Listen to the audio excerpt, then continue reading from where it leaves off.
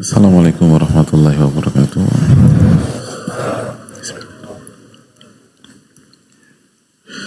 Bismillahirrahmanirrahim. Alhamdulillahirabbil alamin.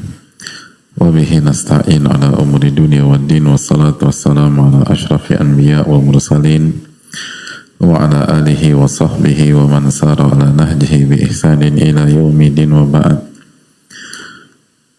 Allahumma inna nas'aluka ilman nafi'a wa na'udzubika min ilmin la yanfa'. Allahumma taqabbal minna. Allahumma aslih lana umurana kullaha wa aslih wulata umurina. Allahumma ansurna wal muslimina al madlumina fi Filastin wa fi kulli makan. Innaka waliyyu dzalika wal qadiru alaih. Alhamdulillahilladzi bi ni'matihi tatimmu shalihat. Kita bersyukur kepada Allah Subhanahu wa taala yang dengan nikmat dan taufiknya amal ibadah bisa kita kerjakan dengan baik dan sempurna, padahal kita penuh dengan kekurangan, kekhilafan, kelalaian, dan itu semua karena taufik dan hidayah dari Allah Subhanahu wa ta'ala. Sebagaimana salawat dan salam semoga tercurah kepada Rasulullah alaihi salatu wassalam beserta para keluarga, para sahabat, dan orang-orang yang istiqomah berjalan di bawah naungan sunnah beliau sampai hari kiamat kelak.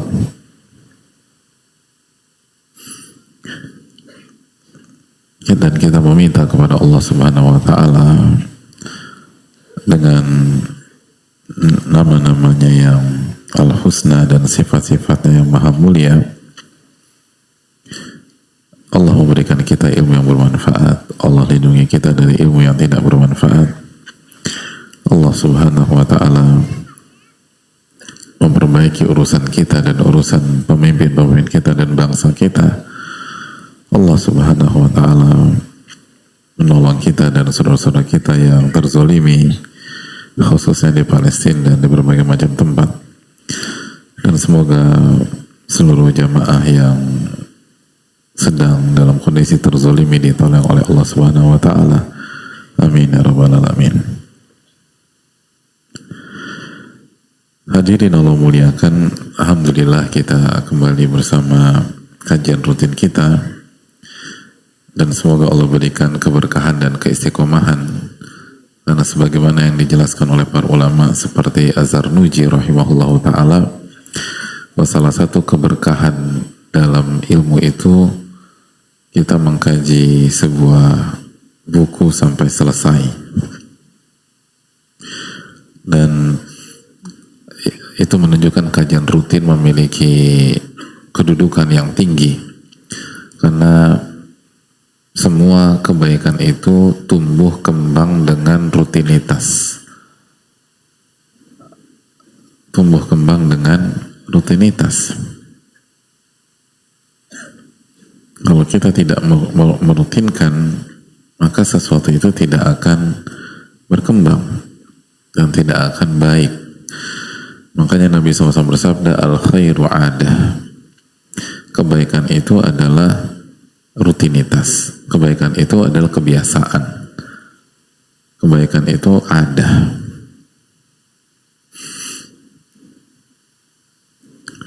Makanya ulama mengatakan man thabata nabat.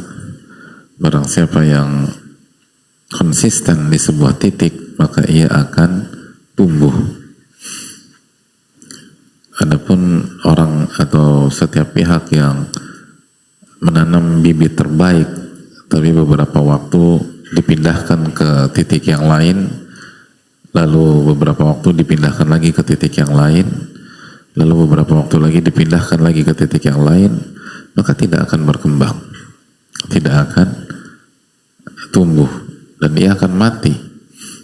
Karena sekali lagi yang akan tumbuh kembang adalah pihak yang fokus di satu titik kebaikan, maka dia akan berkembang. Maka oleh karena itu hadirin Allah muliakan, semoga Allah memberikan taufik kepada kita untuk bisa istiqomah. Dan ada nasihat besar dari salah satu nama besar di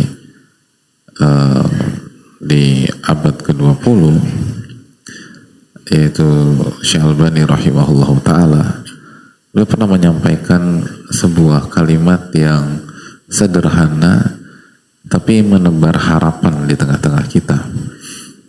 Beliau menyampaikan bahwa jalan ini itu jauh, jalan ini panjang, dan kita berjalan layaknya kura-kura. Iya nggak sih hadirin? Dalam kebaikan, dalam amal soleh, dalam akhirat, kalau kita boleh jujur, kita tuh nggak berlari, dan improvement kita, kemajuan kita tuh lambat sekali sebenarnya, nggak cepat. Makanya beliau mengatakan kasulahfa, kayak kura-kura, sedangkan tujuan kita tuh masih jauh, masih panjang ke depan. Sedangkan kecepatan kita berjalan itu kayak kura-kura. Sekilas ini menimbulkan pesimis dan keputusasaan. Tapi simak kalimat berikutnya. Beliau sampaikan, maka tidak perlu berpikir kapan sampai ke garis finish. Jadi tidak harus berpikir kapan kita sampai ke garis finish. Karena yang terpenting adalah bagaimana kita bisa wafat di atas jalan ini. Gitu. Jadi kita nggak dituntut untuk sampai garis finish. Kita dituntut untuk wafat di atas jalan Allah Subhanahu wa ta'ala.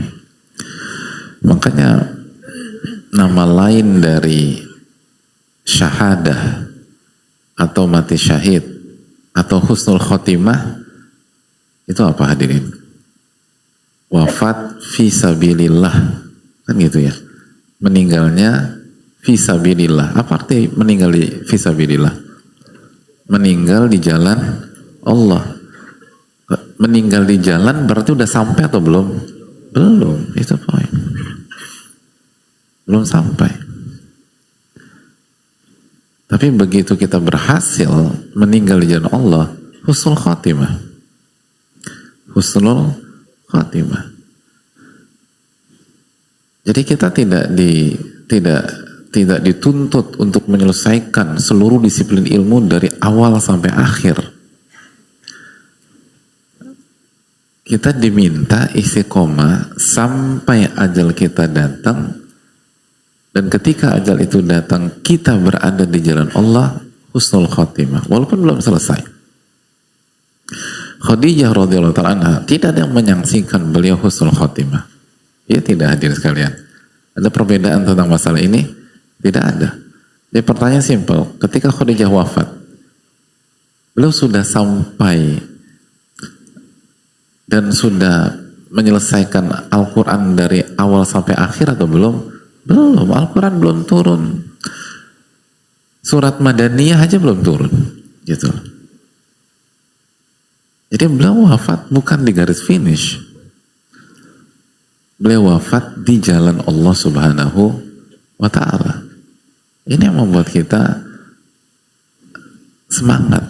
Jadi jangan berpikir kapan selesainya. Kita nggak harus menyelesaikan. Kita harus istiqomah sampai wafat. Dan ketika kita wafat, walaupun kita tidak selesai, tapi kita berada di jalan Allah Subhanahu wa ta'ala, di jalan keimanan, di jalan ketauhidan, maka kita husnul khatimah. Itu baik. Masih ingat kisah pembunuh 99 plus 1 nyawa? Oke. Sudah menyentuh garis finish? Tidak. Belum menyentuh garis finish. Bahkan baru start dalam lembaran kehidupan yang baru mulai. Wafat, masuk surga. Kenapa? Wafat di jalan. Wafat di jalan. Yang terpenting itu wafat di jalan Allah, bukan menyentuh garis finish. Dan ini memberikan harapan besar bagi kita. memberikan motivasi besar bagi kita, khususnya bagi kita yang startnya mungkin agak terlambat. Yang lain start dari bayi, dari orok misalnya, udah dibawa ke kajian oleh orang tuanya, kita startnya itu 35 tahun, 40 tahun, 45 tahun, ada yang 50 tahun, ada yang 55 tahun, gitu. Sebelah kita kalau kajian bahasa Arabnya udah cas cus cus gitu loh. Kita masih sampai syukron afwan ane ente gitu.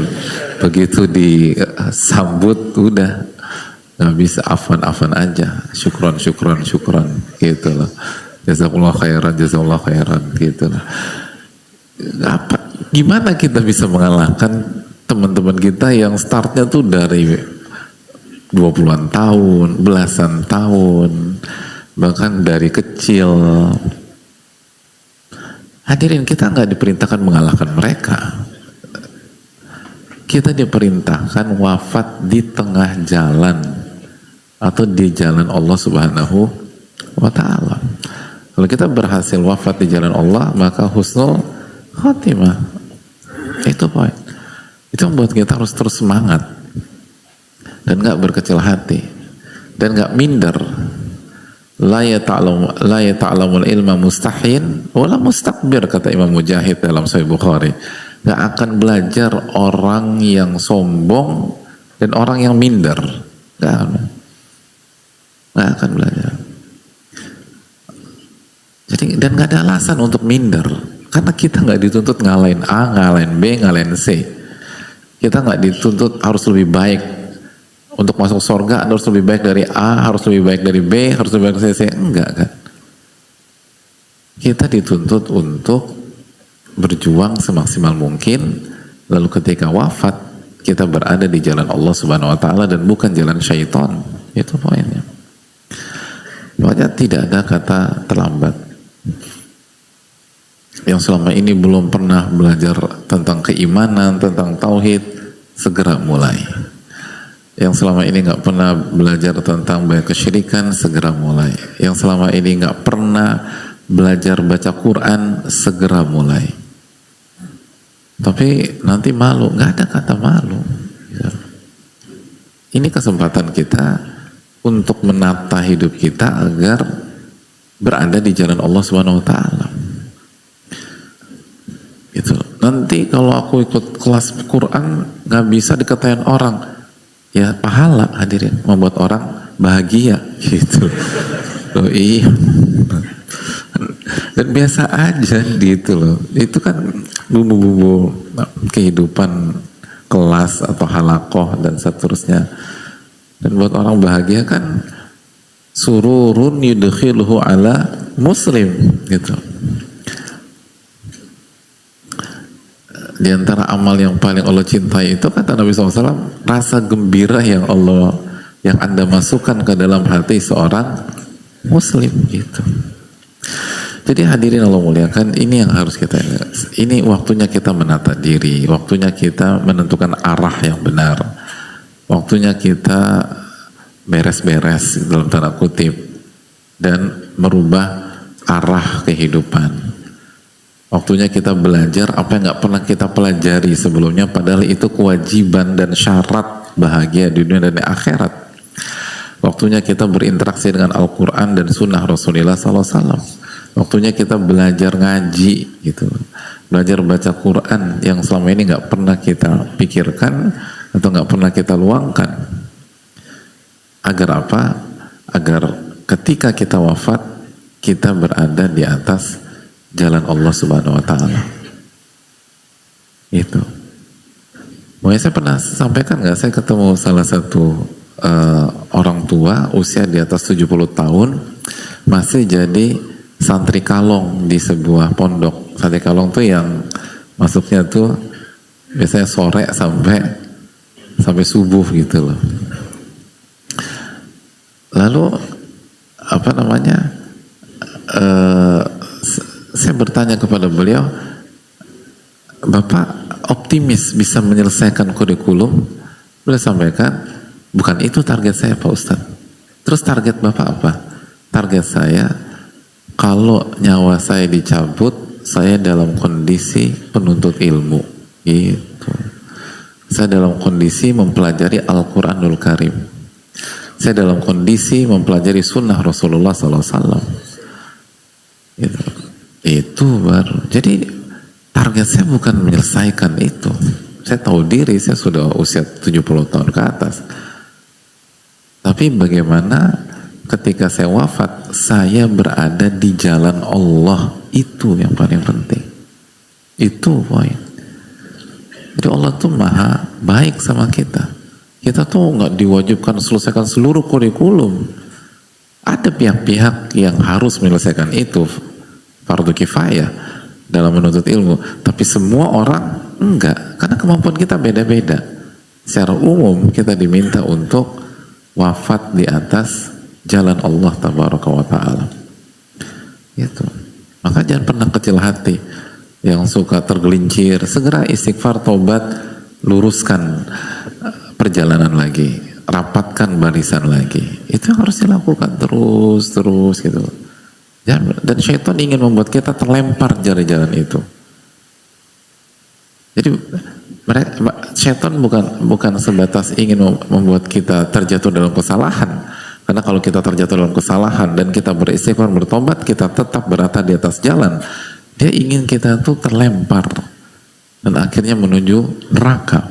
Jangan kasih yang dia inginkan. Begitu khilaf, terjatuh, istighfar, tobat, maju lagi. Dan terus berjalan walaupun lambat, walaupun tertatih-tatih. Setiap orang berbeda. Qul kullun ya'malu ala syakilatih, kata Allah. Katakanlah setiap orang beramal sesuai dengan kondisinya masing-masing. Tapi pastikan ketika malaikat maut datang, kita berada di atas jalan Allah. Itu yang membuat kita husnul khatimah. Itu yang membuat kita berakhir dengan baik.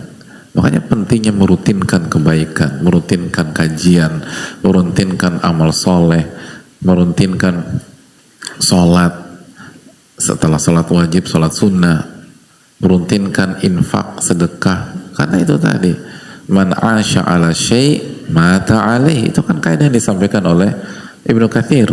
Barang siapa yang hidup dengan pola tertentu, maka dia akan kemungkinan besar dia akan wafat di atas pola itu. Itu keterangan ulama ketika membahas firman Allah, ittaqullaha haqqa tuqati wa la tamutunna illa wa antum muslimun. Dan janganlah kalian wafat kecuali dalam kondisi beriman, kecuali dalam kondisi sebagai seorang muslim. Nah, gimana caranya? Sedangkan kita nggak tahu hari apa, tanggal berapa, bulan apa, tahun berapa. Caranya adalah dengan membangun pola, dengan membangun rutinitas. Itu maksudnya.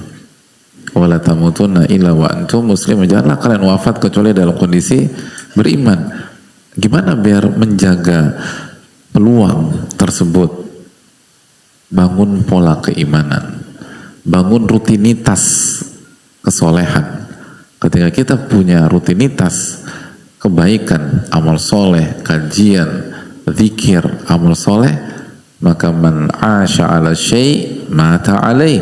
Barang siapa yang hidup dengan pola tertentu, maka dia akan wafat di atas pola tersebut, insyaallah ta'ala. Itu pentingnya kajian rutin. Gitu. Makanya itu tadi banyak orang yang misalnya yang mungkin sudah uzur, sudah usia lanjut, dan mungkin pengaruh ke daya ingat, mereka tetap belajar, bahkan mereka tetap ngafalin Quran, walaupun harus ngafalin lupa lagi gitu loh. Target mereka bukan hafal 30 juz. Target mereka jika sakratul maut, mereka dalam kondisi sebagai seorang ahlul Quran. Itu targetnya. Mereka membangun pola kebaikan itu. Nah, itu yang seringkali kita lupa.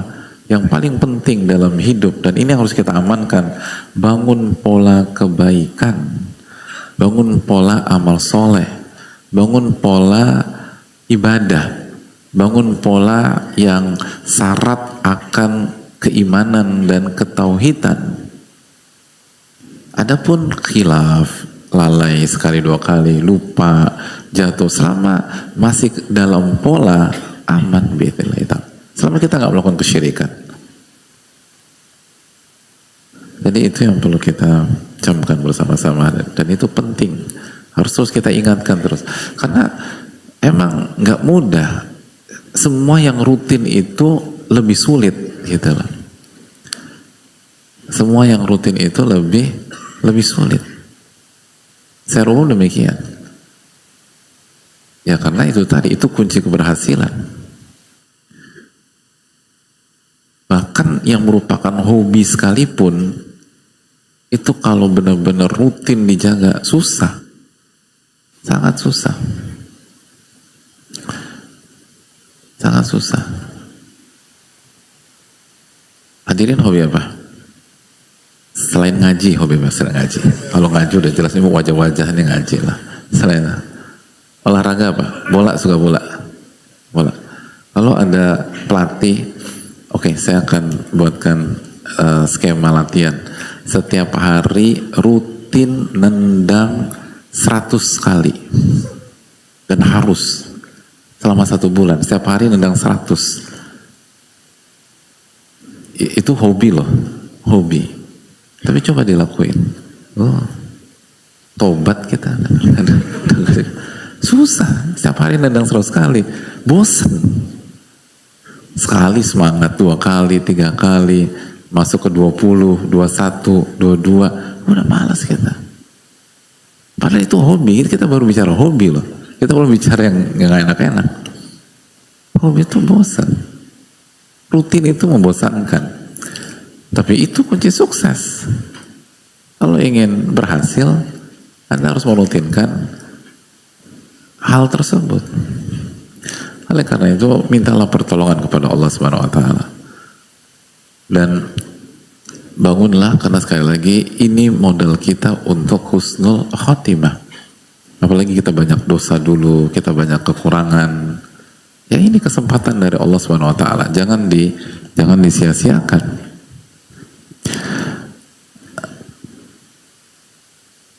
Dan itu tadi, sebagaimana tadi, intinya bukan sampai ke garis finish, intinya bukan menyelesaikan sebuah hal, intinya kita wafat di atas jalan Allah Subhanahu wa Ta'ala. Semoga Allah memberikan taufik kepada kita. Amin ya rabbal alamin. Kita akan lanjutkan materi kita, sebuah sifat yang harus dimiliki oleh seorang muslim secara umum dan penuntut ilmu secara khusus, yaitu sifat sabar. Sifat sabar ini adalah sifat yang harus dimiliki oleh seorang muslim dan sifat yang harus dimiliki oleh penuntut ilmu. Kalau enggak, kita akan gagal dan kita tidak akan berhasil.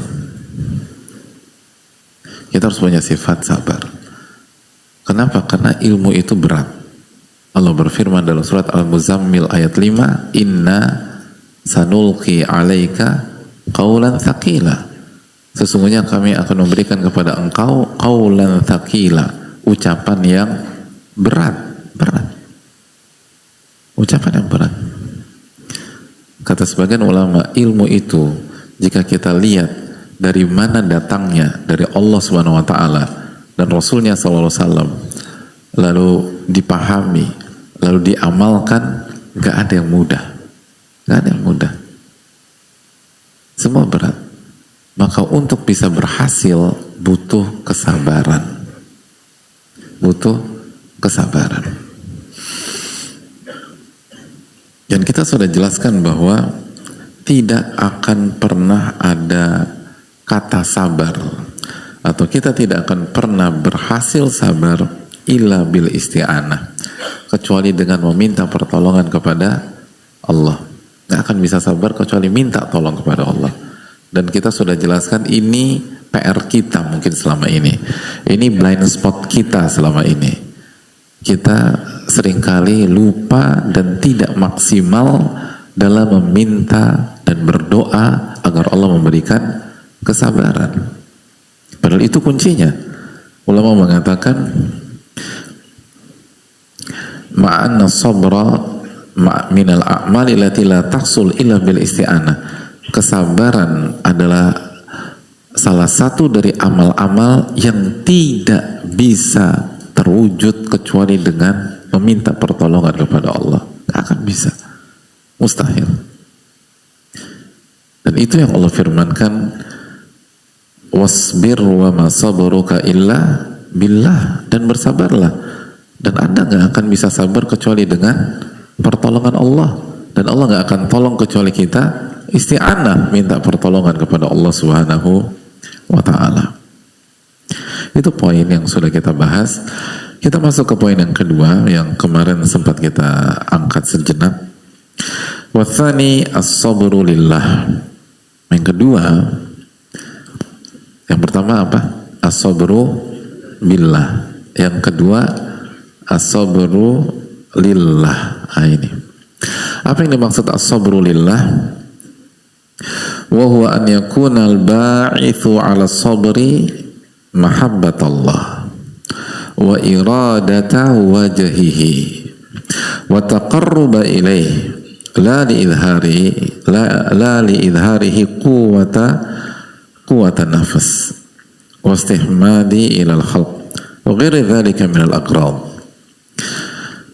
As-sabru lillah itu bahasa simpelnya adalah sabarnya kita itu untuk Allah. Nah, itu harus ikhlas dalam sabar, harus ikhlas untuk dalam sabar. Sabar kita untuk Allah. Lebih detailnya lagi kata para ulama dalam kitab Madarijus Salikin bahwa pendorong kita untuk bersabar adalah cinta kepada Allah dan mengharapkan wajah Allah Subhanahu wa ta'ala, dan dalam rangka mendekatkan diri kepada Allah, mahabbatullah wa iradata wajhihi wa taqarruba ilaih. Jadi faktor pendorong kita sabar apa? Cinta kepada Allah, lalu berharap wajah Allah Subhanahu wa ta'ala, dan ingin mendekat dengan atau ingin mendekat kepada Allah Subhanahu wa ta'ala, bukan untuk menunjukkan kekuatan jiwa atau bukan untuk show of force gitu loh, bukan untuk pamer kekuatan, bukan untuk mengatakan gue bisa, nah, atau bukan gue buktikan gue bisa, enggak, aku akan buktikan aku bisa bertahan, enggak, kita bukan itu. Kalau kita bicara konteks sabar, hadirin tidak perlu buktikan apa-apa kepada manusia. Yang harus dilakukan adalah lakukan ini dalam rangka mendekatkan diri kepada Allah. Atau tujuan-tujuan lain. Ini penting karena sabar adalah ibadah, dan ibadah tidak akan diterima kecuali ikhlas kepada Allah Subhanahu wa ta'ala. Innamal a'malu binniyat, sesungguhnya amal itu tergantung niat.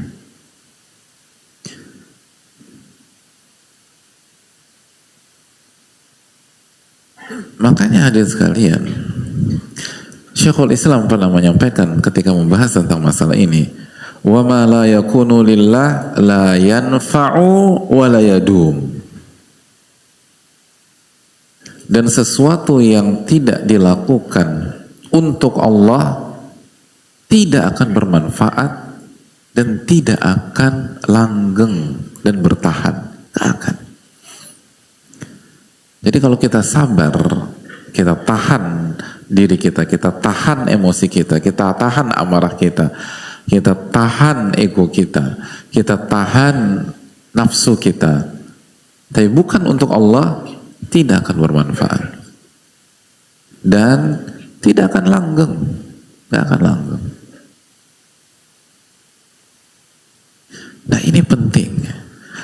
dari sini ini yang membedakan ketika kita bicara sabar dalam konteks ibadah atau pembahasan tentang bertahan semata atau mentalitas semata. Enggak. Ini bukan sebatas mentalitas, ini masalah taqarrub kepada Allah, mendekatkan diri kepada Allah Subhanahu wa ta'ala. Dan ini salah satu PR yang harus kita benahi. Karena itu tadi, ada banyak contoh di kehidupan kita yang terkesannya sabar, padahal bukan sabar. Terkesannya sabar, tapi itu bukan sabar. Karena kalau sabar harus untuk Allah, harus untuk Allah, bukan untuk siapa-siapa. Tadi kita bukan untuk membuktikan bahwa kita bisa bertahan, kita mampu bertahan, atau kita sabar untuk memenangkan sesuatu. Enggak. Sabar itu kita sabar untuk mencari wajah Allah, bukan untuk A, untuk B, bukan untuk C. Atau kalimat yang cukup common di kehidupan kita. Aku ini sabar demi anak-anak. Suka dengar gitu nggak? Iya. Jadi dia sabar menghadapi perilaku pasangannya, baik suaminya atau istrinya. Ternyata bukan untuk Allah, tapi untuk anak-anak. Dan itu bukan sabar sebenarnya. Sabar, aku bertahan karena anak-anak, Mas. Enggak. Kalau Anda ingin benar-benar beribadah, benar-benar mendapatkan hakikat kesabaran, bukan demi anak-anak, tapi demi Allah Tabaraka wa Ta'ala. Bukan anak-anak. Bukan anak-anak, bukan orang tua, bukan suami, bukan istri, bukan apa kata dunia, bukan opini masyarakat. Tapi Anda lakukan itu demi Allah dan ingin dekat dengan Allah Subhanahu wa Ta'ala. Dan ingin dicintai oleh Allah Subhanahu wa Ta'ala, itu poin. Dan ini seringkali beda. Seringkali kita sabar itu demi uang. Ini kalau ya gue harus sabar lah. Kalau gue nggak sabar, anak bini gue makan apa? Enggak, bukan itu. Kalau sabar karena Allah, nanti Allah akan kasih keberkahan. Bukan demi anak-anak, bukan lebih ini. Makanya seringkali kalimat-kalimat itu diucapkan dan akhirnya yang mengucapkan itu terjatuh ke dalam masalah-masalah berikutnya, atau masalah itu nggak selesai-selesai. Padahal innallaha ma'as-sabirin, sesungguhnya Allah bersama orang-orang yang sabar.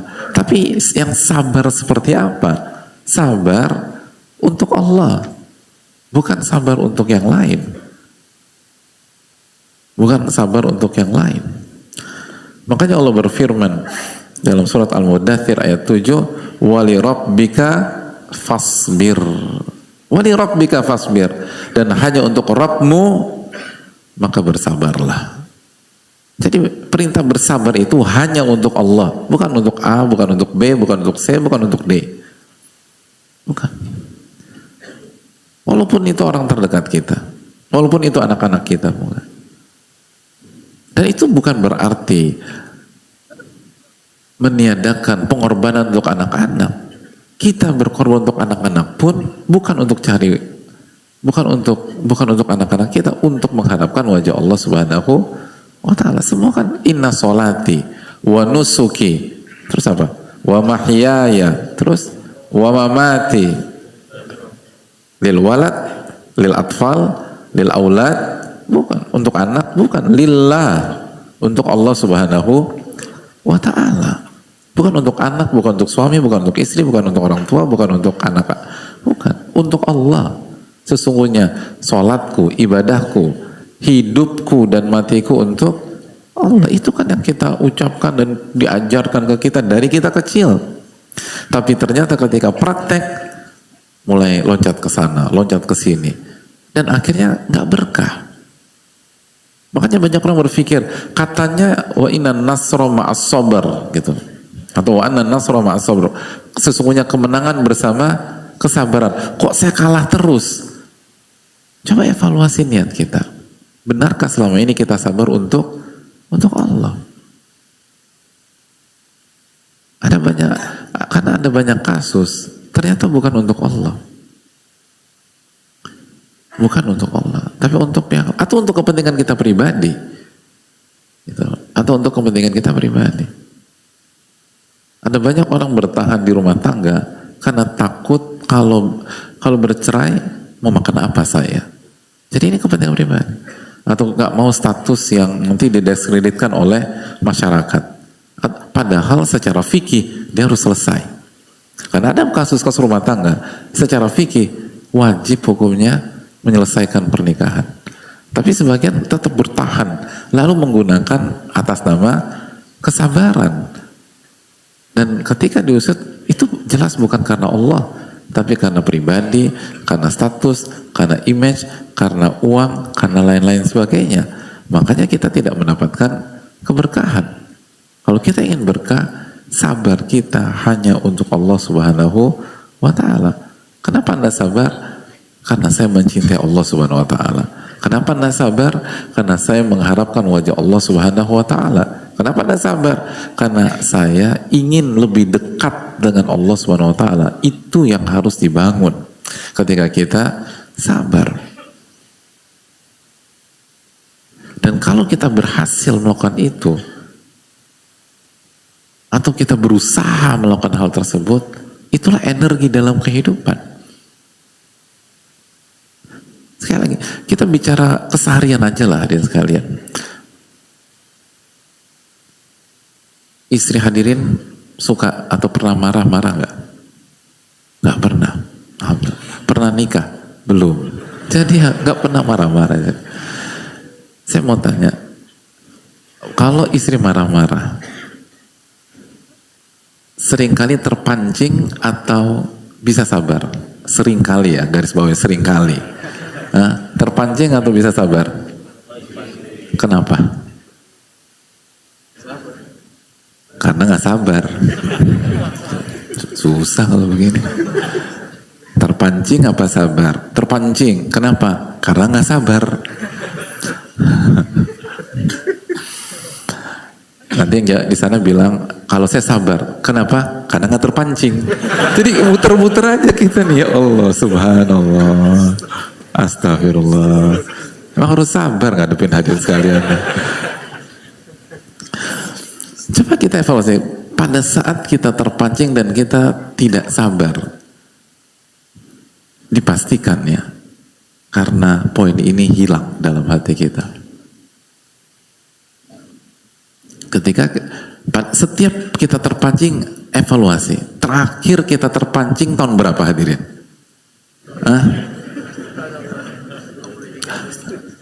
Tahun 2025, tanggal 23 Agustus, sebelum asar. Berarti sebelum berangkat ke sini dong. Oke. Evaluasi tadi. Yang ada dalam hati kita pada saat kita terpancing itu apa? Apa? Intisarun nafas, membela harga diri sebagai laki-laki.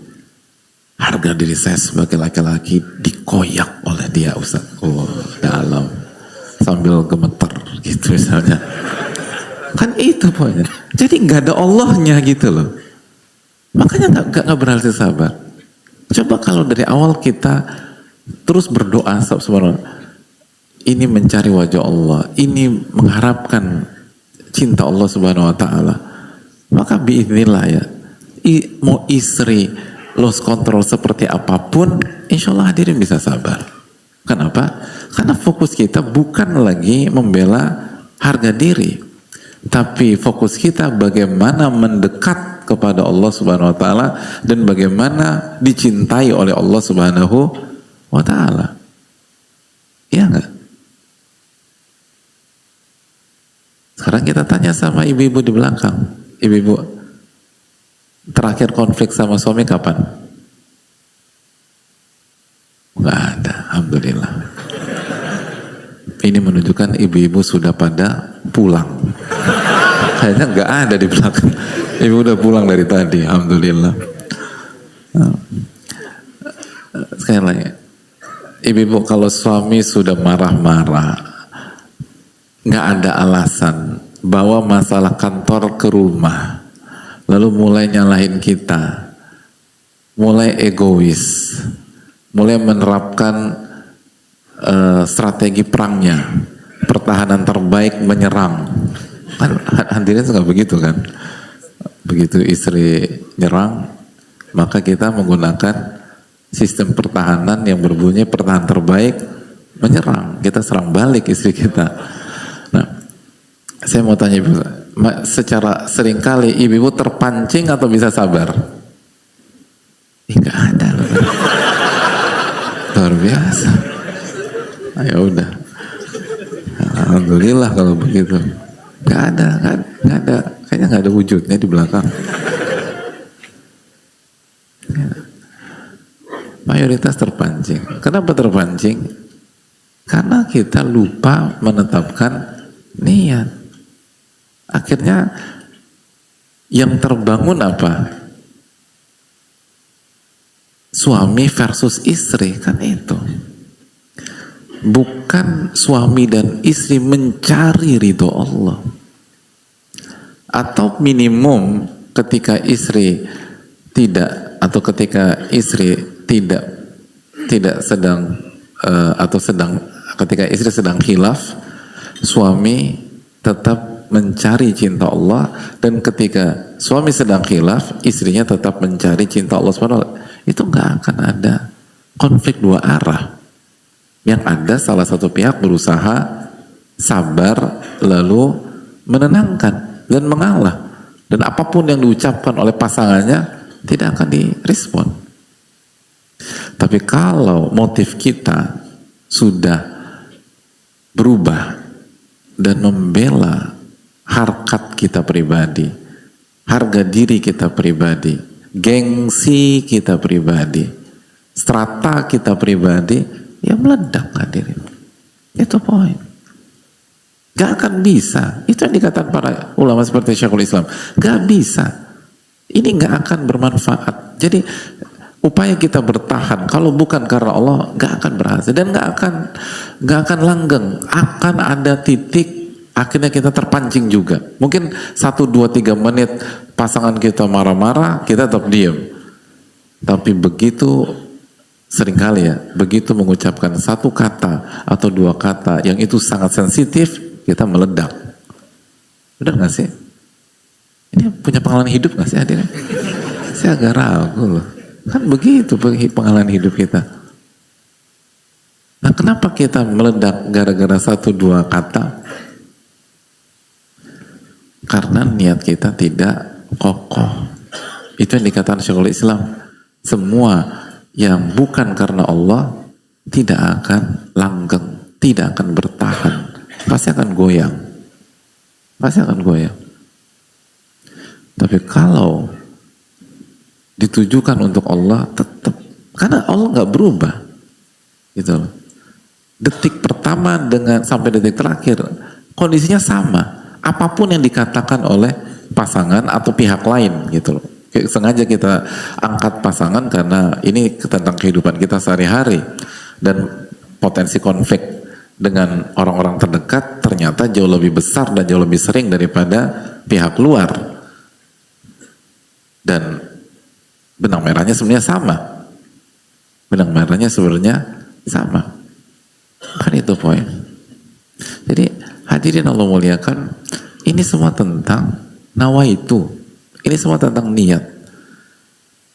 Kalau kita bisa menjaga niat kita, maka apapun yang terjadi, apapun yang hadirin dengar, apapun yang hadirin lihat, gak akan membuat ego, emosi, amarah meledak, dan hadirin bisa tetap kontrol. Itu tidak diragukan lagi. Jadi kita selama ini sering keliru. Kita berpikir kemampuan kita mengkontrol itu tergantung stadium kezoliman pihak lain, tergantung kata-kata yang dipilih oleh pihak lain. Padahal bukan itu. Kekuatan kita mengkontrol emosi kita, amarah kita, hawa nafsu kita, itu tergantung kekuatan keikhlasan kita. Tergantung kekuatan keikhlasan kita. Lihat bagaimana Nabi SAW 13 tahun difitnah, dicaci, dimaki, direndahkan, gak ada ini. Terus on track, terus berjalan dan berkembang sampai anti klimaksnya mau dibunuh. Kenapa mau dibunuh? Karena dakwah beliau berkembang dengan segala fasilitas, tidak. Berkembang dengan segala akomodasi, tidak. Beliau termarginalkan, beliau difitnah, beliau dicela, beliau dicaci, beliau dibilang orang gila, beliau semua gelar-gelar buruk disematkan kepada beliau. Kok bisa sabar? 13 tahun loh hadirin. 13 tahun. Hadirin difitnah satu komplek, 1 tahun aja full. Kira-kira tahun kedua apa yang terjadi? Ada pelang depan rumah kita, dijual gitu. Kita mau pindah rumah, gak betah kita tinggal satu komplek yang seluruh warganya, tetangga kita mau fitnah kita. Ya pindah aja dari. Tapi Nabi SAW mengatakan kepada kota Mekah, wahai Mekah, engkau adalah tanah yang paling aku cintai.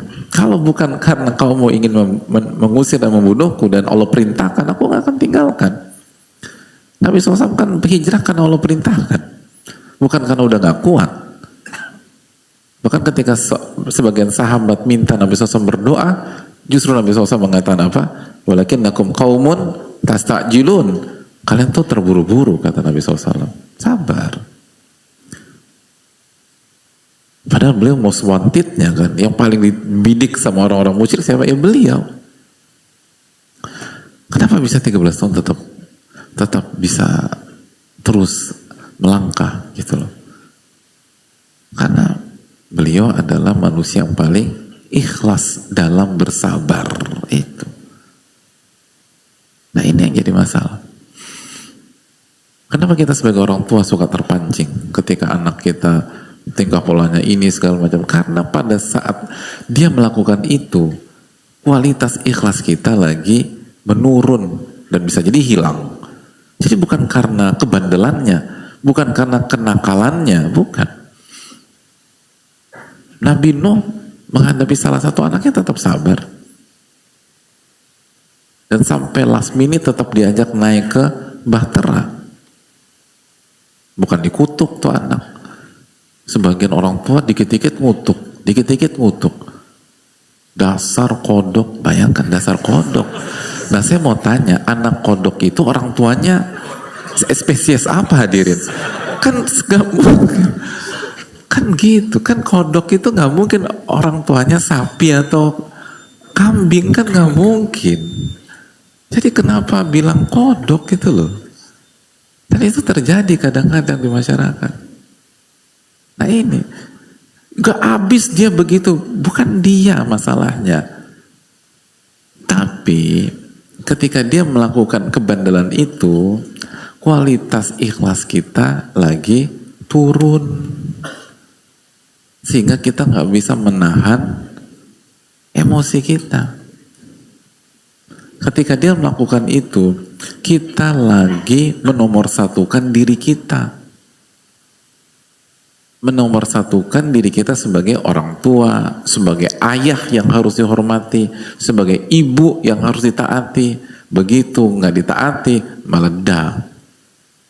Bukan dalam kondisi kita mencari wajah Allah dan alasan saya mendisiplinkan anak saya bukan untuk mengagungkan saya, mendisiplinkan anak saya agar dia bertakwa sama Allah, dan itu tanggung jawab saya yang Allah kasih dan Allah akan tanya di hari kiamat. Itu masalahnya.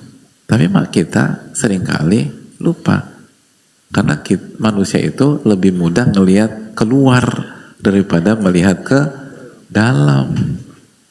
Itu benar gak hadirin? Jangankan ngelihat ke dalam tuh susah hadirin. Jangankan ngeliat ke dalam, ngeliat ke diri sendiri itu susah, gitu loh. Benar nggak? Jangankan ke dalam. Kalau saya bilang, Mas peci antum miring, antum bisa sanggah nggak? Nggak bisa, karena antum nggak tahu miring atau enggak, gitu loh. Butuh cermin. Itu peci yang ada di atas. Antum mana boleh? Nggak mungkin gitu. Itu peci. Gimana hati? Susah hadirin sekali. Peci. Padahal peci antum nggak miring. Anda bilang peci miring, langsung dibenerin gitu-gitu. Jadi yang nggak miring jadi miring beneran. Kan gitu. Ya itu manusia itu kekurangannya adalah kalau disuruh ngelihat dirinya sendiri. Makanya seringkali kita tuh gagal mendapatkan hikmah. Kenapa? Karena susah ngelihat diri sendiri. Nasallallahu alaihi. Kita akan lanjutkan pada sholat bi'idznillah ta'ala wa sallallahu alaihi wasallam ala nabiyina Muhammad. Assalamualaikum warahmatullahi wabarakatuh. Assalamualaikum warahmatullahi wabarakatuh. Bismillahirrahmanirrahim. Alhamdulillahi rabbil alamin. Wa bihi nasta'in ala umuri dunya wad din. Wassalatu wassalamu ala asyrafil anbiya wal mursalin. Wa ala alihi wa sahbihi wa man sara ala nahjihi bi ihsanin ila yaumil wa ba'd. Allahumma inna nas'aluka ilman nafi'a wa na'udzubika min ilmin la yanfa' ya rabbal alamin. Hadirin Allah muliakan,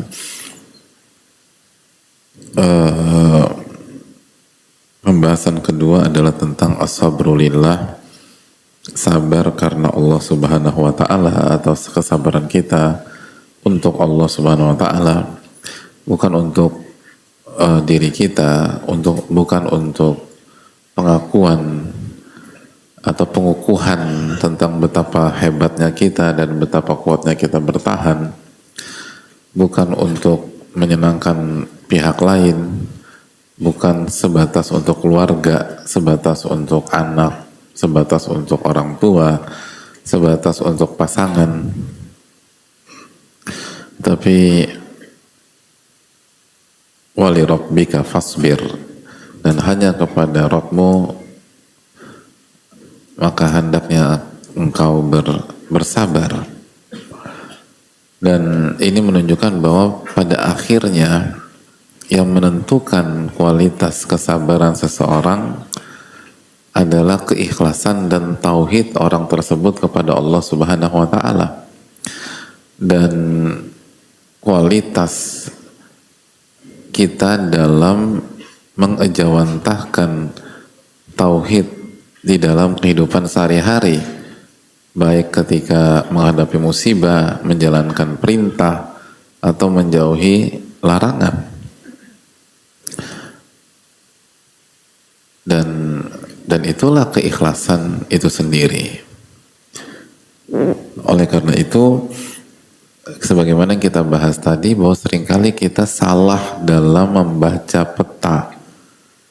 Kita berpikir bahwa kesabaran kita itu tergantung sikap seseorang kepada kita, atau musibah yang diturunkan kepada kita. Kalau musibahnya berat, kita nggak sabar. Kalau musibahnya ringan, kita sabar.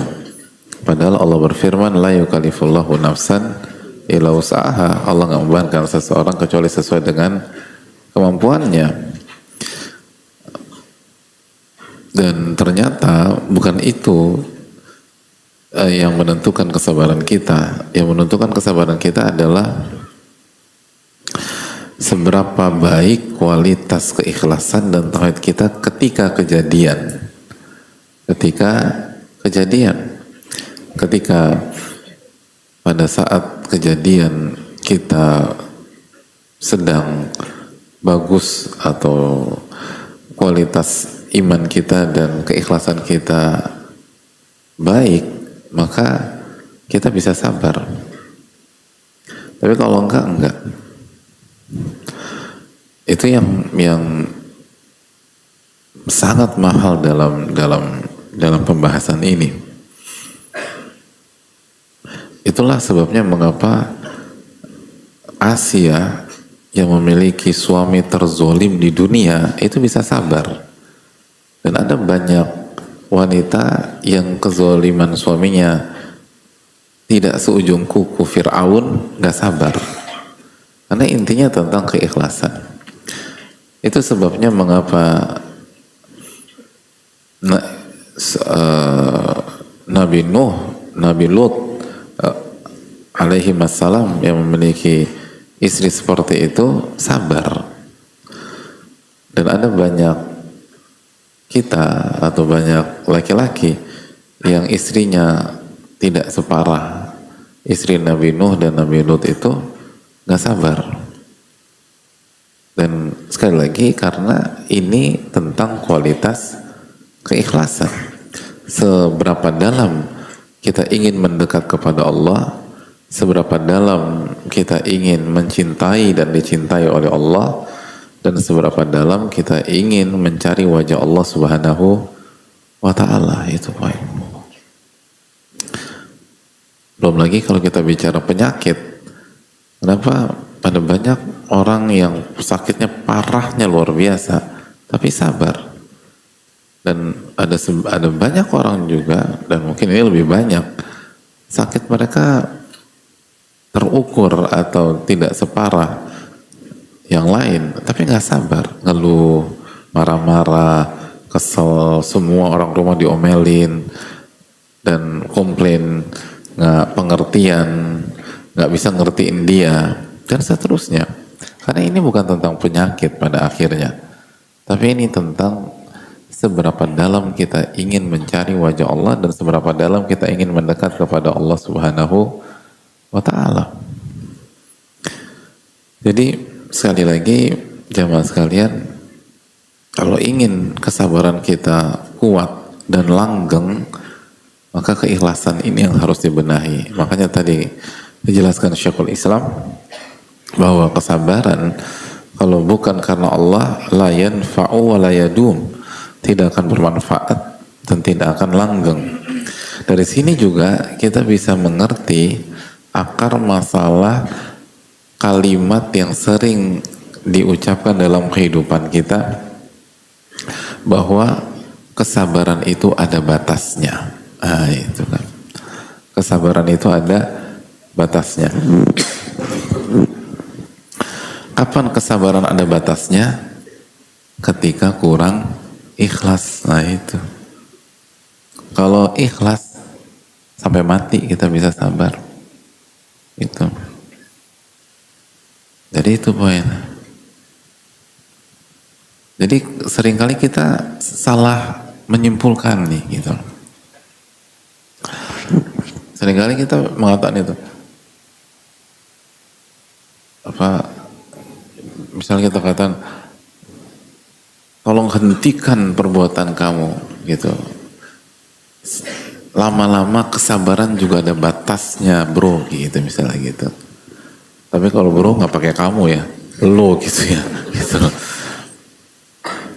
Jadi enggak, kesabaran itu ada batasnya dan akan berhenti kalau nggak ikhlas, kata Syekhul Islam. Tapi kalau ikhlas, enggak, seseorang akan tetap bertahan. Dan kita tahu kan sabar itu bukan pasif, bukan diam. Dan yang maksud kesabaran adalah seseorang itu akan terus punya kemampuan mengontrol dan menahan dirinya, hawa nafsunya, emosinya, amarahnya, kesedihannya, rasa takutnya, dan agar dia bisa tetap di atas kebenaran. Itu maksud sabar. Jadi banyak hal yang perlu dievaluasi, dan ternyata banyak hal juga yang tersingkap ketika kita belajar tentang kesabaran. Gitu loh. Dan itu batas kesabaran tuh sering banget menjadi isu di kehidupan kita gitu loh. Sampai kapan saya harus bersabar? Kan gitu, sering banget sampai kapan saya harus bersabar? Jadi saya harus sabar terus nih. Iya jawabannya. Gitu. Sampai kapan saya harus bersabar? Sampai mati atau sampai gak ikhlas. Nah itu Karena begitu nggak ikhlas, Anda nggak akan bertahan. Tapi selama Anda ikhlas, Anda akan bertahan dalam kesabaran Anda. Nah ini yang perlu diinikan. Jadi yang harus kita bangun adalah orientasi kita, motif kita, niat kita. Ini kita nyari siapa gitu loh. Apakah yang kita cari adalah ridho dan cinta Allah, atau kepentingan A, kepentingan B, hawa nafsu kita, kepentingan kita, keinginan kita, dan sebagainya. Itu poin. Kan demikian hadirin sekalian. Makanya ini tentang apa? Tentang kesabaran, hadirin yang Allah muliakan. Kalau nggak ada kesabaran, nggak bisa gitu. Termasuk sabar di hadapan maksiat gitu loh. Sabar di hadapan maksiat. Kita tahu salah satu ikon kesabaran di hadapan maksiat adalah sabarnya Nabi Yusuf di hadapan istri Al-Aziz gitu loh. Itu kan luar biasa. Laki-laki normal, masih muda, jauh dari kampung halaman, lalu apa lagi faktornya? Apa? Apa? Tampan. Enggak, dalam konteks ini. Emang kalau nggak tampan nggak punya hawa nafsu? Ini gimana sih? Aduh agak bingung saya nih ngadepin hadirin ya. Mungkin harus sabar ya, langsung diuji sama Allah SWT. Enggak, ya betul, tapi konteksnya yang kita lagi bahas kan bagaimana gejolak gitu loh. Dan betapa besarnya dorongan itu. Bukan itu, harusnya istri Al-Aziz cantik itu maksudnya. Gimana sih hadirin gimana? Kenapa lo gak sabar ngadepin dia? Karena gue tampan. Bingung gitu ya. Itu narsis banget nih orang gitu loh. Kenapa sih lo gak sabar ngadepin tuh cewek? Ya karena gue tampan. Gimana ya? Gitu. Lalu kalau ketemu temen kayak gitu anaknya diapain? Ya Allah, mbak orang. Kan yang benar, kenapa lo nggak sabar ngadepin tuh cewek? Karena dia cantik gitu kan? Iya nggak sih? Nggak ya? Apa saya yang salah berpikir? Ini yang benar mana? Kan nggak ada. Kenapa lo nggak sabar ngadepin tuh cewek? Ya gue tampan. Apa ya maksudnya? Itu kan agak bingung kita ngadepin laki-laki begitu. Jadi ulang lagi ini agak memecahkan konsentrasi. Jadi faktornya tuh apa, Mbak?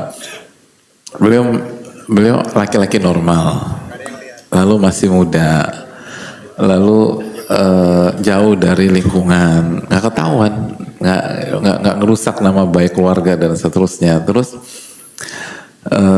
berhadapan dengan wanita yang sangat cantik, sangat terawat gitu loh. Level perawatannya level istana gitu loh. Lalu apa lagi? Lalu istrinya istri Al-Aziz itu tampil totalitas. Nah, itu saya lagi cari kata-kata yang tepat nih. Tampil totalitas, kan enak, bahasanya netral. Tampil totalitas. Terus apa lagi? Dia yang diincar, bayangin gitu loh. Dia yang diinginkan gitu. Kan Nabi Yusuf kan nggak ngapa-ngapain gitu loh. Tapi yang ngejar-ngejar siapa? Istri Al-Aziz gitu loh. Kita nggak ada yang ngejar-ngejar kita aja susah gitu loh. Dan gampang goyangnya. Padahal nggak ada yang ngejar-ngejar kita. Ini Nabi Yusuf dikejar-kejar. Dan semua by design diatur. Lalu habis itu apa lagi? Di setting di tempat yang merupakan kekuasaan si wanita, kekuasaan.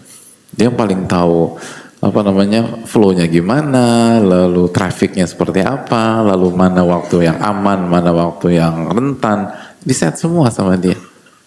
Nggak ada siapa-siapa gitu loh. Terus apa lagi?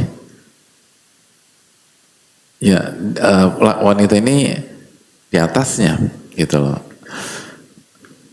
Dan dia diangkat dan dijadikan itu. Jadi udah nggak ada apa, semua kondisi itu menguntungkan hawa nafsu. Dan Allah berfirman dalam surat Yusuf ayat 24 apa? Walaqad hammat bihi wa hamma biha. Israel Aziz sangat menginginkan Nabi Yusuf, dan Nabi Yusuf sebagai laki-laki normal itu punya hasrat. Artinya tapi bukan meledak, enggak. Ya wanita, laki-laki normal melihat wanita cantik dia punya hasrat. Tapi kelanjutannya apa? Laula an ra'a burhana rabbih. Kalau saya beliau melihat petunjuk dari Rabbnya. Kadzalika linasrifa anhu su' wal fahsya. Dan begitulah kami palingkan dari Yusuf hal-hal yang buruk dan hal-hal yang keji. Berikutnya closing statement di dalam ayat ini apa hadirin? Innahu min ibadina al-mukhlasin.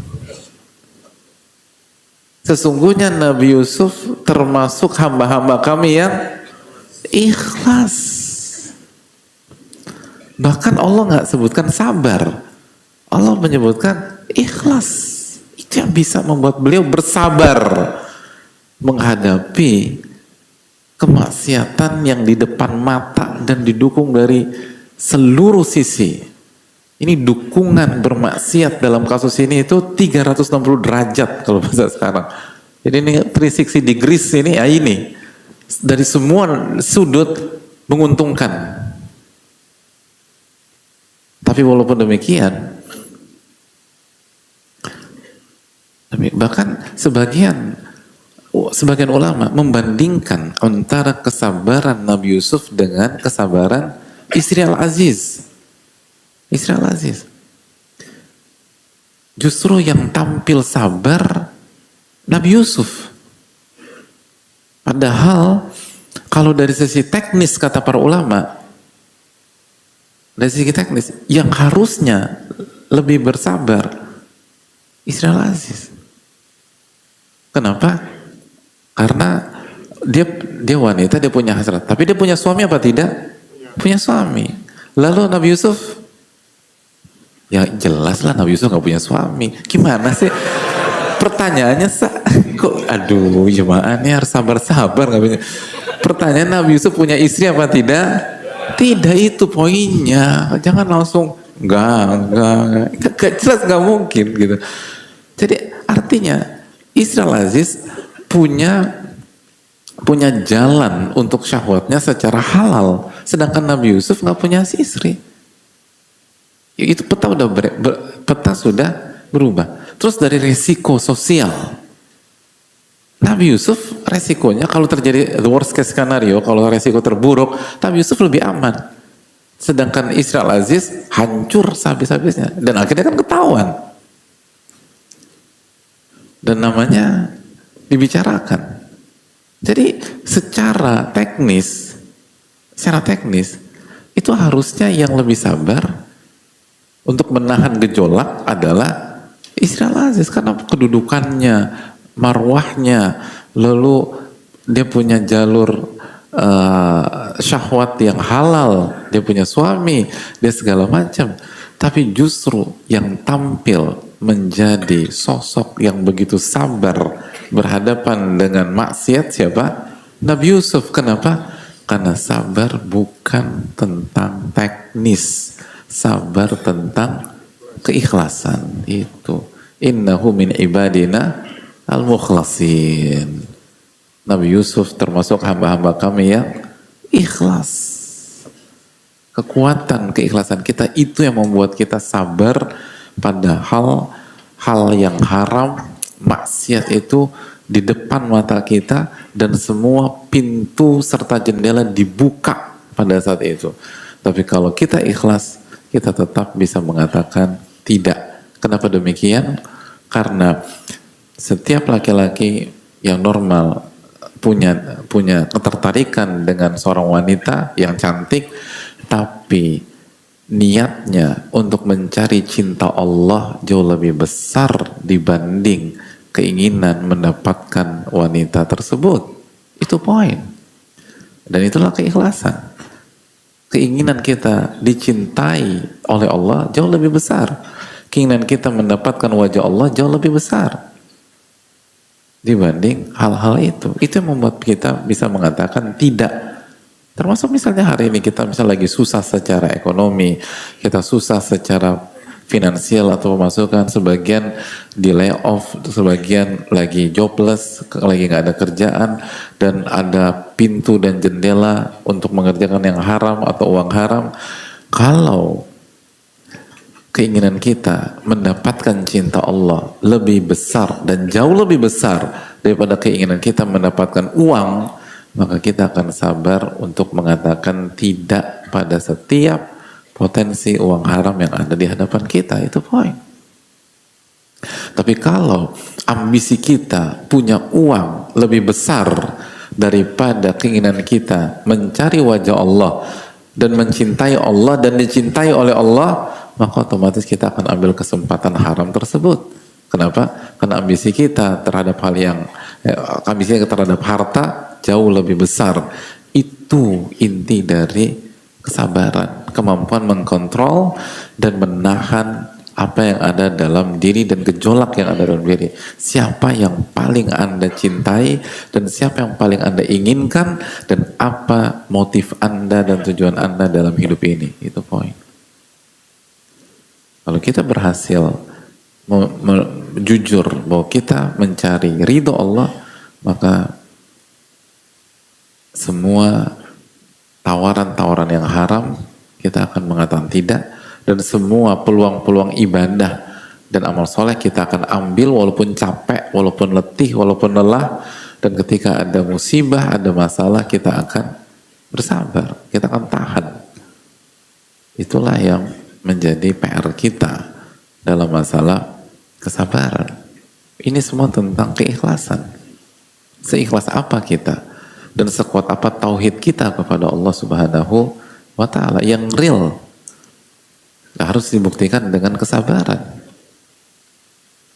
Harus dibuktikan dengan kesabaran. Dan sabar itu tergantung niat, tergantung nawaitu atau nawaina kita, niat kita ini mau nyari apa sih? Kalau kita niat mencari wajah Allah, niat mencari ridho Allah, niat mencari cinta Allah, dan kita ingin dicintai oleh Allah, dan itu yang paling besar, maka semua akan bisa teredam dengan izin Allah Subhanahu wa ta'ala. Kita buka sesi tanya jawab. Wassalamualaikum warahmatullahi wabarakatuh wa ala alihi wa sahbihi ajma'in. Syukran.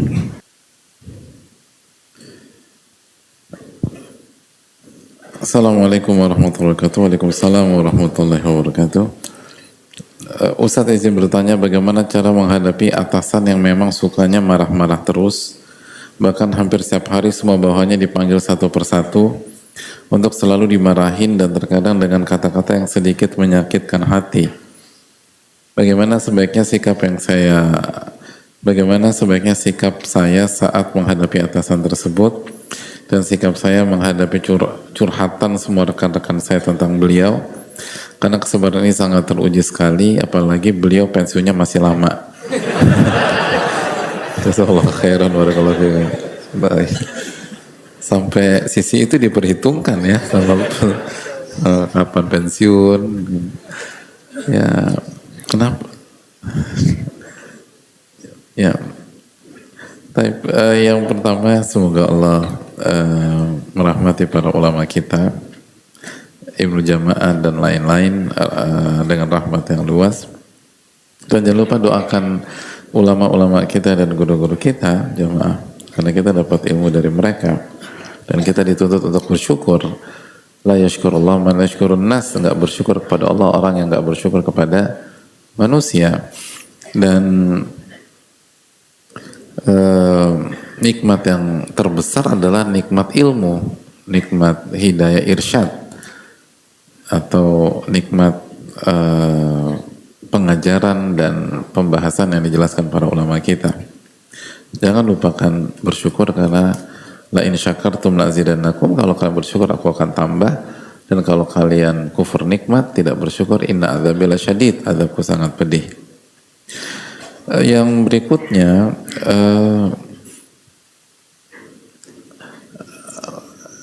kalau bisa kita kasih masukan dan nasihati atasan kita itu, karena orang yang kerjanya marah-marah terus tuh nggak bahagia, hadirin.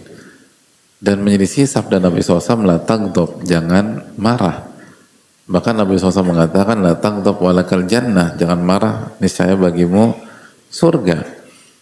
Dan dia orang yang marah-marah nggak bisa ngontrol emosinya, nggak bisa ngontrol hawa nafsunya dan amarahnya, otomatis rentan diperbudak oleh hawa nafsu tersebut. Jadi kalau kita bisa islah, ya islah, kecuali kalau memberikan mudarat yang jauh lebih besar. Tapi dicoba dulu lah. Orang yang suka marah-marah itu nggak enak hidupnya, kecuali kalau dalam rangka mendidik. Itu pun juga bukan marah-marah terus, ada waktunya marah, ada waktunya tidak. Dan biasa itu guru atau orang tua, atau mungkin atasan yang memang punya jiwa pendidik. Tapi kalau arahnya ini ego, ini hawa nafsu, ini amarah, maka hendaknya dinasehati. Artinya coba berusaha mengislah, memperbaiki kondisi semaksimal mungkin. Nah kalau nggak bisa, dan dengan kita tetap di sana, iman kita terganggu, lalu hati kita jadi kotor, mungkin kita bisa pertimbangkan untuk cari opsi lain. Kita cari opsi lain, dan nggak perlu doakan beliau cepat pensiun atau ada sesuatu, gitulah. Doakan dapat hidayah, dapat taufik dari Allah Subhanahu Wa Taala dan seterusnya. Karena memang nggak kondusif kalau di kantor ngomongin bos lagi, terus segala macam, sakit hati kita. Kata Ibnu Aun, dzikrun nasida wa dzikrullahi dawa. Ingat ngebahas manusia dengan konteks seperti ini ya, itu racun hati. Itu menimbulkan penyakit hati, rusak hati kita. Makanya kan kenapa kita nggak boleh mendengarkan gibahan seseorang atau apalagi fitnahan? Artinya pendengar gibah kan kena dosa gibah. Padahal no comment, cuma dengerin doang. Kenapa kita dilarang? Kenapa diharamkan? Dan kenapa sampai dosa besar? Padahal bukan kita yang bicara, kita hanya dengerin. Karena sebatas dengerin, rusak hati kita. Hati kita rusak.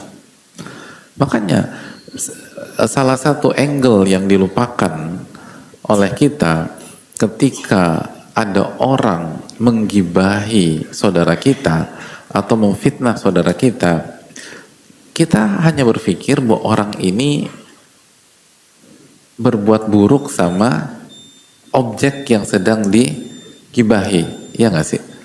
Apalagi kalau kita tahu itu fitnah. Kalau kita tahu ini gibah, kita udah belajar gibah. Lalu ini orang ngomongin orang di belakangnya. Kalau dia jujur, kalau dia baik, kenapa dia nggak langsung bicara di hadapan orang tersebut dan bicara baik-baik? Tapi begitu dia bicara di belakang orang tersebut, berarti ini apa hukumnya? Gibah. Kalau ternyata itu nggak benar, maka itu fitnah. Itu orang berarti baik nggak sama fulan? Nggak baik. Tapi kita lupa bahwa ketika seseorang menggibahi pihak lain di depan kita, atau apalagi memfitnah pihak depan kita, kita lupa bahwa dia bukan hanya bersikap buruk sama orang tersebut, tapi dia merusak kita. Dia merusak kita. Dia membuat hati kita kotor. Dia memasukkan virus ke dalam hati kita. Makanya Kan nggak, kita nggak boleh biarkan, karena kalau enggak rusak hati Anda. Belum lagi nanti kalau yang digibahi nuntut kita pada hari kiamat, nuntut kita di hari kiamat. Tuh, tapi kan bukan saya yang menggibah, kan Anda dengar, nggak ada ceritanya gibah tuh sendirian, hadirin, kan gitu. Kalau sendirian itu babnya beda lagi, gitu. Orang ngomong sendiri itu kan bukan bab gibah, itu bab beda lagi. Gibah itu butuh pendengar, memfitnah itu butuh pendengar. Dan kaidah mengatakan malaya al-wasailah hakamul maqasid, sarana itu hukumnya seperti tujuan. Sesuatu yang nggak bisa terwujud kecuali dengan hal itu, maka hal itu dihukumi sama. Itu kaidah. Nggak mungkin ada gibah kecuali ada pendengar. Berarti pendengar kena dosa gibah dan akan dituntut oleh orang tersebut di hari kiamat. Na'udzubillah. Jadi dengan dia ngomong aib itu, ini mencelakakan kita di dunia dan di akhirat. Mulai dari sisi hati kita jadi kotor, hati kita jadi rusak, terus yang ketiga kita dituntut sama korbannya itu pada hari kiamat. Karena kita masuk ke majelis gibah gitu loh, hadirin. Nah, makanya sebuah keanehan kalau kita tenang-tenang saja ada orang gibah di depan kita, harusnya kita nggak terima. Kenapa Anda bicara ke saya? Apa korelasinya bicara ke saya? Ini hati saya jadi sakit gara-gara ucapan Anda. Kan demikian. Seharusnya kan kalau ketemu itu bicara tentang Allah, bicara tentang zikrullah, bicara tentang nikmat-nikmat Allah, biar hati kita bersih dan hati kita jadi baik. Sebagaimana kata Ibnu Aun, zikrun nasi da wa zikrullahi dawa. Ingat manusia atau dengan konteks di atas itu adalah penyakit, dan obatnya apa? Ingat Allah Subhanahu wa taala. Ingat Allah itu obat. Jadi kok dikasih penyakit mau kita? Itu pertanyaan besar. Kok dikasih racun itu diterima gitu. Bahkan kadang-kadang minta nambah, terus kita pancing-pancing yang bener loh gitu loh. Akhirnya biar orang kan kalau diragukan, enggak bener, gua ngeliat sendiri gitu loh, mana buktinya, pancing lah mana buktinya, padahal nggak ada arah, padahal apa korelasi, apa urgensinya kita ngebahas itu, apa kapasitas kita bicara itu. Jadi sekali lagi orang yang menggibah itu bukan hanya berlaku buruk sama korban gibahannya, tapi sebenarnya menjerumuskan kita secara dunia dan akhirat. Hati kita rusak, hati kita kotor. Nggak, makanya coba evaluasi deh. Ketika kita bergibah gitu ya, oke, atau ngedengerin gibah, lalu masuk waktu sholat khusyuk apa enggak? Enggak. Sholat nggak akan khusyuk. Kotor hati kita. Gitu. Jadi ini kemana-mana, hadirin Allah muliakan. Dan nanti di hari kiamat kita dituntut lagi sama dia karena kita menjadi bagian dari majelis gibah tersebut atau proses gibah tersebut. Artinya kalau lingkungan kantor, balik ke pembahasan ini ya, kalau lingkungan kantor kita isinya adalah ngomongin bos, ngomongin atasan, ngomongin ini, ya opsinya cuma bersikap tegas dan stop itu semua, atau kita perlu cari lingkungan baru. Karena kalau dia ngomong terus kita ada di sana, rusak kita, rusak akhirat kita, rusak hati kita, nanti amal kita transfer ke bos kita, gitu loh. Udah bayangkan di dunia kita diomelin sama dia, di akhirat kita transfer dosa, transfer pahala buat dia, ya habis lah kita, hadirin sekalian. Kan sedih gitu. Jadi dimarahin, habis itu transfer pahala, gitu loh. Saya mau tanya, antum habis dimarahin bos, mau nggak dimarahin transfer fulus ke beliau? Hah? Nggak mau tuh antum, nggak bakalan. Ini transfer pahala, duit aja kita nggak mau. Lo udah transfer duit belum ke bos gitu, transfer deh gitu loh. Ya 500.000, 1 juta, 2 juta. Siapa yang mau habis diomelin transfer uang? Nah kok kita mau transfer pahala itu loh. Pahala jauh lebih tinggi daripada uang. Jadi kadang-kadang kita suka kebolak-balik. Jadi kalau kita mau bertahan, ya kita harus bangun suasana kondusif. Tapi kalau begini, ya rugi luar dalam. Ketemu bos diomelin, ketemu sesama employees atau sama teman-teman, transfer pahala buat bos gitu. Selesai hidup kita udah. Terus hati kita sakit, segala macam. Pokoknya selalu ingat, orang yang gibah depan kita, bicarakan orang di depan kita, itu dia merusak kita, merusak hati kita. Itu kaidah, mendengarkan aib orang, penyakit hadirin. Itu virus. Makanya para ulama nggak mau dengar itu, nggak mau. Itu virus, penyakit. Dan nanti dari kiamat kita diseret-seret untuk transfer pahala kita ke korbannya. Padahal mungkin kita nggak ada urusan, kita nggak ada masalah juga sama dia. Tapi kan karena hibah nggak mungkin hanya satu pihak atau sendirian. Hibah butuh pendengar. Itu baru hibah. Jadi hadirin itu yang perlu kita camkan bersama-sama. Waktu sudah habis. Semoga Allah memberikan taufik kepada kita. Subhanallah wa bihamdihi la ilaha illa anta astaghfiruka wa atubu ilaik. Assalamualaikum warahmatullahi wabarakatuh.